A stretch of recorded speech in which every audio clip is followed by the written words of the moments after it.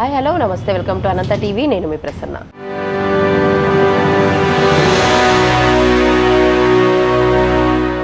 ఇవాళ భారతీయుడు 2 మూవీ అయితే రిలీజ్ అయింది. శంకర్ గారి డైరెక్షన్లో ఎంతో ప్రెస్టీజియస్గా రిలీజ్ అయిన ఈ మూవీ గురించి, అలాగే కమల్ హాసన్ గారి చెప్పొచ్చు అంటే మనం భారతీయుడు మూవీ కూడా చూసాము. సో ఇక్కడ కూడా ఈ సినిమాలో కూడా కమల్ హాసన్ గారి క్యారెక్టర్ ఎలా ఉంది, వీటన్నిటి గురించి కూడా ఇవాళ డిస్కస్ చేయడానికి మనతో ఉన్నారు ప్రముఖ సినీ ప్రొడ్యూసర్ త్రిపురనేని చిట్టిబాబు గారు. సార్తో మాట్లాడదాం. హలో సార్, నమస్తే సార్. భారతీయుడు 2 ఈరోజు చూశానని చెప్పారు. సో మీ రివ్యూ ఏంటి ఈ మూవీ గురించి? భారతీయుడు సినిమా ఫస్ట్ పార్ట్ 1కి పార్ట్ 2కి సంబంధం లేదు, అసలు పోల్చలేము. అది చరిత్ర రిపీట్ అయినట్టు. ఇప్పుడు కూడా ఇంతవరకు చరిత్రలో పార్ట్ 1 మించి పార్ట్ 2 ఎప్పుడు రాలా. ఎప్పుడు పార్ట్ 2 కొంచెం వెనకబడుతుంది. అలాగే ఈ చరిత్ర కంటిన్యూ అవుతుంది. పార్ట్ 1 దాటే లేదు. అంటే ఎంత ఎక్స్పెక్టేషన్ రీచ్ అవ్వలేదు. అసలు ఫస్ట్ హాఫ్ అంతా కూడా న్యూస్ పేపర్లో కనుక హెడ్లైన్స్ చదువుతూ ఉంటాం మనం. సినిమా అంతా ఫస్ట్ హాఫ్ అంతా న్యూస్ పేపర్లో చదివినట్టు ఆ ఇన్సిడెంట్స్ చదువుతా, న్యూస్ పేపర్ రీడింగ్ అవుతుంది.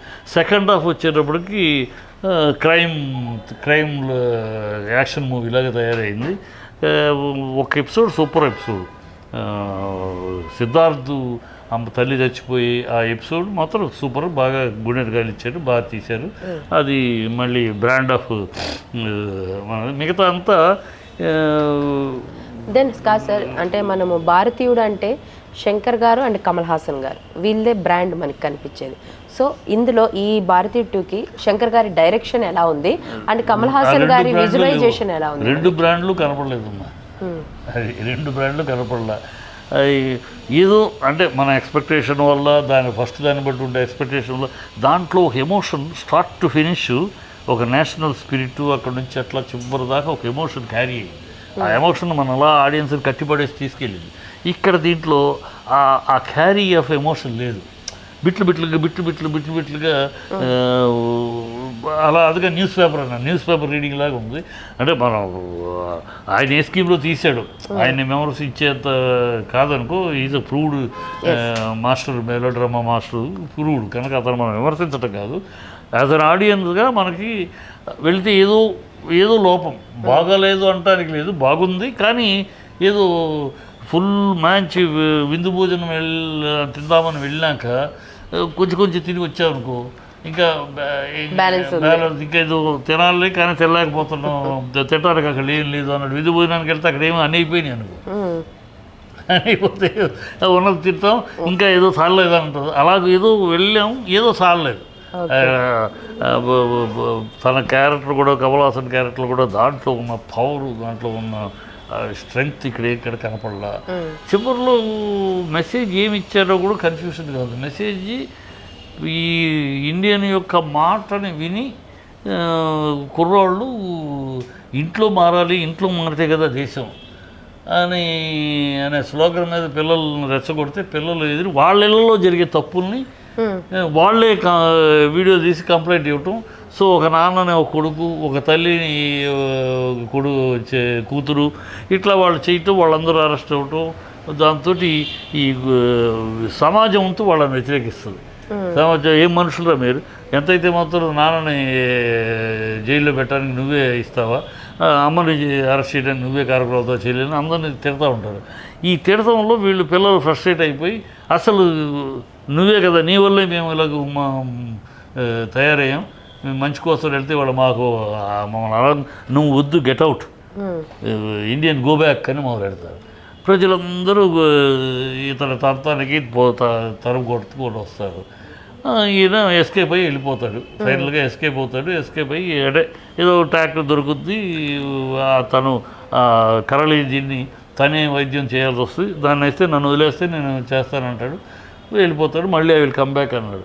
ఇక్కడ నాకు వచ్చిన క్వశ్చన్ మార్క్ ఏంటంటే ఏమి సందేశం ఇచ్చాడు అంటే ఫినిషింగ్ అంటే ప్రజలు ఎదురు తిరిగారు మంచి చేస్తే అంటే నీ స్వార్థం. అక్కడ పాయింట్ ఏంటి, బయటికి ధర్మం న్యాయం చెప్పడం వరకు రెడీ, అదే నీ దగ్గరికి వచ్చేటప్పటికి తప్పే ఉంది, డబ్బులు తీసుకుని తప్పే ఉంది, నీ పర్సనల్ వచ్చేటప్పటికి అలా ఉంది.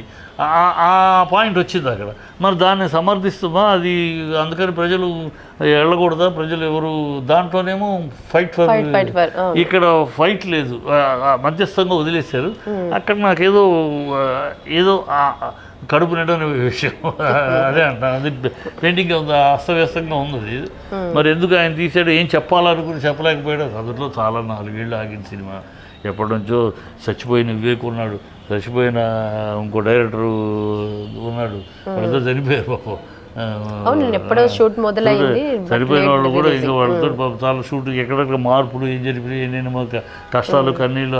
అంత పెద్ద సినిమా ఆగేటప్పటికి ఎన్నెన్ని సమస్యలు ఉన్నాయో, దాంట్లో ఎందువల్ల అడ్జస్ట్మెంట్లు అయినాయో తెలియదు కానీ, బట్ ఎనీవే ఇట్స్ ఓకే అంతే. ఆహా ఓహో ఈ అంటానికి మళ్ళీ మళ్ళీ చూడాలి అనిపిస్తుంది కానీ ఆ ఒక్క ఎపిసోడ్ తప్పితే గుండెలకు హత్తుకునే ఎపిసోడ్ ఎక్కడ లేదు. ఒకటే ఒక సిద్ధార్థ ఎపిసోడ్ మెయిన్ అదొకటి. సెకండ్ హాఫ్లో బ్రహ్మాండంగా అది కాస్త నిలబెట్టింది. లేకపోతే డ్రాగన్ ఇది లేకుండా ఓకే. బట్ ఏమైనా శంకర్ కోసం చూడాలని వెళ్ళటమే, శంకర్ కమల్ హాసన్ ఇద్దరు కాంబినేషన్ చూడాలని వెళ్ళటమే తప్పితే అంతగా ఎరగదీసింది ఏమి లేదు. ఓకే, మీరు ఇచ్చే రేటింగ్ ఎంత ఉంటుంది ఈ మూవీ? నేను ఇచ్చే రేట్ 2.5. 2.5. ఎందుకంటే ఒకసారి చూడటానికి ఏదో ఉంది. వాళ్ళిద్దరు అందులో మన శంకర్ యొక్క టేకింగ్ మెస్మరిజం ఉంటుంది కదా, అది ఉంది. అది కాస్త కనపడతాయి కొన్ని షార్ట్స్, కొన్ని compositions.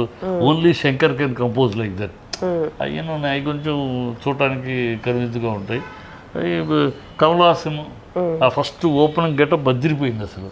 First getup Kamal Haasan, ఈ కమల్ హాసన్ ఒక్కడైనా ఇలాంటి గెటప్లు వేయాలంటే ఎవడు భూప్రపంచంలో పైకి కమల్ హాసన్ సూపర్ గెటప్, అది ఓపెనింగ్ గెటప్.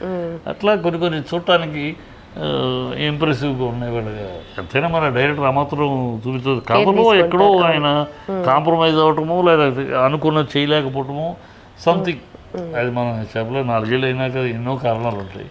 సో అనుకున్నంత లేకపోవడంలో పెద్ద ఆశ్చర్యపడాల్సింది ఏం లేదు. ఓకే. అండ్ సార్ ఇది ఒక లాస్ట్ పాయింట్, శంకర్ గారి మూవీ భారతీయుడి మీద ఎన్ని ఎక్స్పెక్టేషన్స్ ఉన్నాయో నెక్స్ట్ రాబోతున్న రామ్ చరణ్ గారి మూవీ గేమ్ చేంజర్ మీద ఈ ఎఫెక్ట్ ఏమన్నా పడుతుందా, లేకపోతే ఆ సినిమా ఎలా ఉంటుంది ఎక్స్పెక్టేషన్స్? ఎందుకంటే ఇదే శంకరు సూపర్ హిట్ తీసినాక, అపరిచితుడు తీసినాక అదే హీరోతో అయ్యి ఇంకో సినిమా తీశాడు కదా, సూపర్ ఫ్లాప్. ఆ తర్వాత మళ్ళీ పెద్ద సినిమా సూపర్ హిట్. అదే కనుక ఒక సినిమా ఈ రేంజ్కి వెళ్ళిపోయినాక, ఈ రేంజ్కి ఒక డైరెక్టరు శంకర్ కానీ రాజమౌళి కానీ ఒక రేంజ్కి వెళ్ళిపోయారు, ఒక స్టార్జ్ దాటిపోయారు. వీళ్ళకి ఒక ఫెయిల్యూరు పెద్ద కోపం మునిచేది ఉండదు. ఒక ఫెయిల్యూర్ అయితే వాళ్ళ అంతకన్నా ఆడియన్స్ ఎక్కడో మీ పాపం డైరెక్టర్ మంచి డైరెక్టర్ కానీ ఎక్కడో ప్రాబ్లంలో తీయలేకపోయాడు సమర్థిస్తారు. అంత ఒక failure will not effect these type of directors. Shankar గారికి ఇవన్నీ వర్తించో ఏదో బిజినెస్ చేస్తుంటారు. ప్రొడ్యూసర్స్ బిజినెస్ ఎంతవరకు చేశారు, అది బిజినెస్ చేసుకుంటుంటే ఓకే, లేకపోతే మాత్రం మైనస్ అయిపోతుంది. అది చేసుకుని ఈ కాంబినేషన్లో బిజినెస్ చేసుకునే ఉంటారు, ఈ కాంబినేషన్లో బిజినెస్ అయిపోతే ఇంకే ఉంది. సో ఓకే అంతే. Okay sir, thank you so much.